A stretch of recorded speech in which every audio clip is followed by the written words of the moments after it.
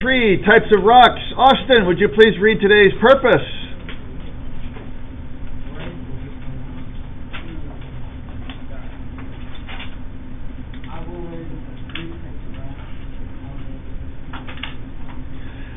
Ty, please read the relevance. This is a basic idea of geology. These are the terms that we need to know for engineering. Natalie, success.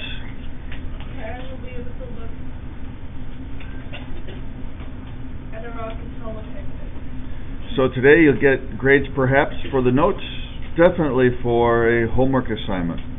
Next quizzes, count up the days. When's it going to be? Any questions on homework? All right, moving on. Notes. Remember that minerals, we had a very specific set of qualities that all minerals have to have. They have to be solids that have a crystal structure, a constant or regular chemical makeup, inorganic. If something is solid and does not satisfy all these qualities, then we just simply call it a rock. And that's what we're going to be looking at today. 276. Okay, there are three classes of rocks that we're going to be looking at. And you're going to look at a rock later on, you're going to say it's one of these three. Igneous rocks are the first things. Igneous rocks form when melted rock cools and forms patterns of atoms called crystals. If magma cools below ground, then the rocks are called intrusive. Intrusive igneous rocks. The prefix IN, I kind of think of that as inside the earth. So intrusive igneous rocks cool below the surface inside the earth. Now, since it has a bunch of insulation with the dirt above it, this happens over a long period of time. So that takes the atoms, or that gives the atoms, ample opportunity to flow in the magma and to arrange themselves in these crystals, and it can create very large crystals. It has lots of time as a liquid to have these crystals grow, one atom at a time. Now, if the melted rock is above ground, we call it lava. If lava cools above ground, then the rocks that it makes are called extrusive. The prefix EX reminds me of an exit sign. When you leave a building and going outside, you go out the exit. And so extrusive is when the lava has left the earth and is now on the outside of the earth. Now, since it's exposed to the air, this happens over a shorter time. The liquid lava turns into a solid and locks the atoms into place before the large crystals can grow. And so this creates small crystals. Sometimes the cooling happens so fast that air bubbles are frozen in the rock. So this makes the rock look a bit like Swiss cheese. Only igneous rocks have this kind of a feature. So if you see a rock with bubbles, you know it was made from melted rock of some sort. Sometimes crystals are so microscopically small that the rock appears to be smooth like glass. And here's obsidian. And perhaps you can see from your photocopy that it's kind of shiny. It's like glass. The crystals are so microscopically small that you really can't see them. It's like glass. Here we have pumice. That has holes like Swiss cheese. You can buy rocks at Menards for your landscaping that have all these holes in them. Turn the page. That's igneous rock. Now let's look at a second kind of rock classification called sedimentary rock. Sedimentary rocks form when, let me get my notes out here, when sediments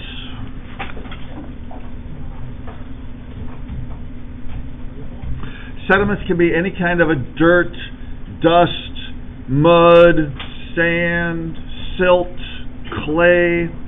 All sorts of microscopic parts would be called sediments. When they are compacted and cemented together. Compaction, that's just a fancy word for squeezing. Cementation, just a fancy word for gluing. There's lots of materials in nature that act as glues. Squeezing is done by piling stuff on top. Logan, what's up? Yes. Sedimentary rocks often have flat lines or layers that are made as sediments settle to the bottom of water. So this rock here on the right hand side most likely first formed in this orientation. And these straight flat lines were made as different kinds of materials settled to the bottom of the lake. You had a long period of time where you had some dark sediments settle down, and then for a few, years or whatever, you had lighter sediments settle down in another light layer, and it keeps on going. And then it made the rock, and then somebody broke it and turned it on its side. Examples of sedimentary rocks are things like sandstone. Pieces of sand stuck together. There's other stuff called siltstone. Slightly smaller pieces in sand. Okay.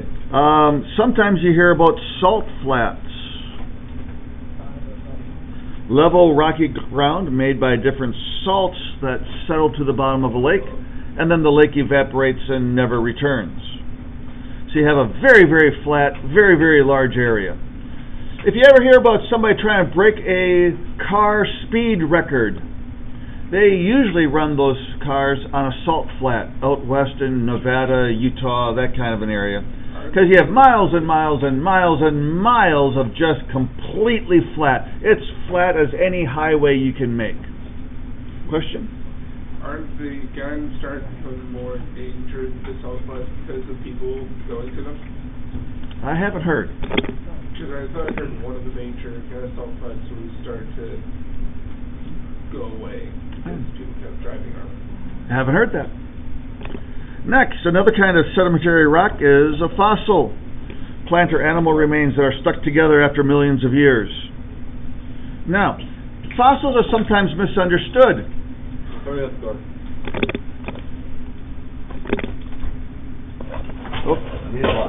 is this uncrustable? There you go, come on in.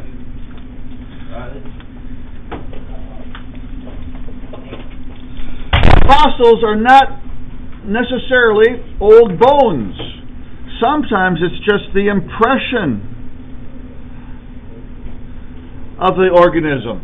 Maybe it's a footprint of a dinosaur, the footprint of a mastodon, a saber-toothed tiger. Anyway, they're walking around in the mud, and they leave their footprints, and then the mud turns into a rock. That footprint is still considered a fossil. Now, if you dig something up and it looks like a bone, you need to remember that oftentimes the atoms that are in that bone, or whatever you dug up, they aren't really the atoms of the old critter. As water flows through the ground and hits the bone and then flows around it, it'll carry away some of the atoms, and it will replace those atoms with other materials, other minerals. And so when you pick it up out of the ground, it looks like it's a bone, but it's really just a rock in the shape of a bone. Really? Number 24. Fossils are always found in sedimentary rocks. Igneous rocks, remember, are made out of lava and magma. So the heat of lava and magma would destroy any kind of fossil.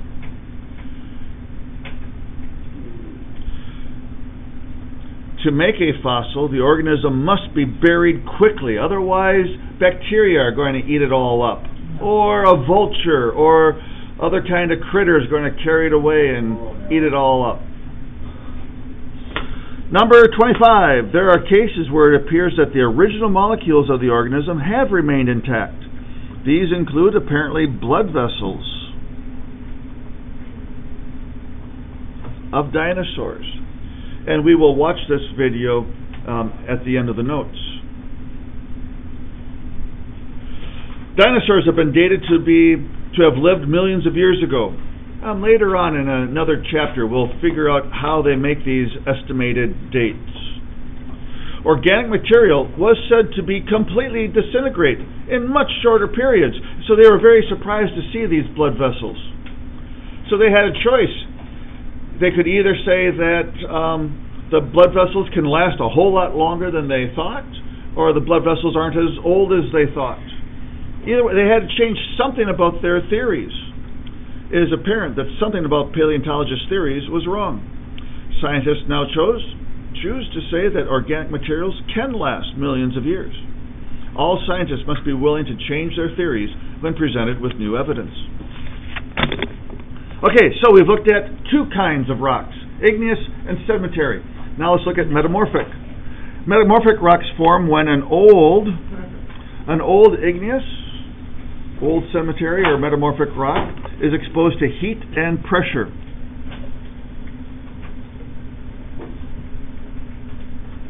You're basically cooking an old rock. Metamorphic rocks are formed underground, where the pressure and temperature are high enough to alter the molecules, alter the crystals.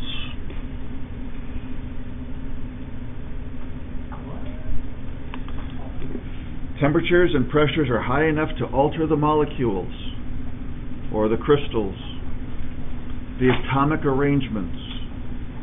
This allows atoms to rearrange into a new rock formation.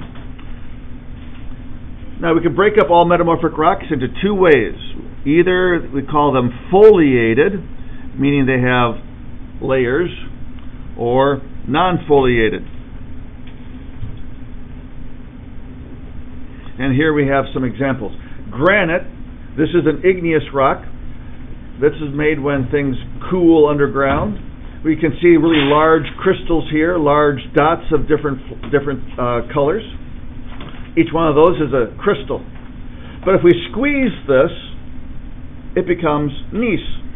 And you can kind of see that there are lines here. They're squiggly lines. They're not exactly continuous lines, but they're sort of lines. We call that foliated. When we squeeze sandstone and cook that sedimentary rock, we make quartzite, and there are no lines there. So this is non-foliated. So, refocusing on today's purpose, I will learn three types of rocks and how they can change. I think we've now covered that. The three basic types are sedimentary, metamorphic, and igneous. And we've learned how they can change by heat and pressure. At the next page, let's see if you can do these three problems on your own. Number 32. Tektite is a rock made from asteroid strikes. What kind of rock would that be considered? The collision will obviously have lots of pressure and also heat up the area of rocks. So, if we made tektite rocks by that process, would it be considered a sedimentary rock, igneous, or metamorphic? Please circle your answer at this time. Hopefully you circled metamorphic. Oh, I got that. Number 33. Fulgurite is a rock made by lightning striking sand, melting it briefly. It then cools off and makes a rock. What kind would that be considered? Sedimentary, igneous, or metamorphic? Circle your answer.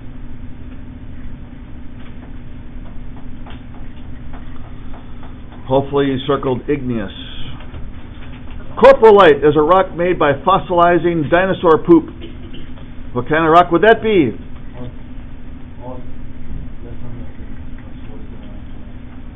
Hopefully you circled sedimentary.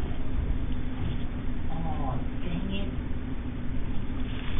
All right, next you'll go to YouTube or perhaps Schoology, and you'll see this video called Bulldog Earth Science Rock Illustration Number 1. I have the beginning of the picture here, but as I talk on the YouTube video, I'm going to be drawing more lines, more labels, and all that kind of stuff, and you'll just simply copy it. Show this to me when you're done, and I'll mark you off as being completed.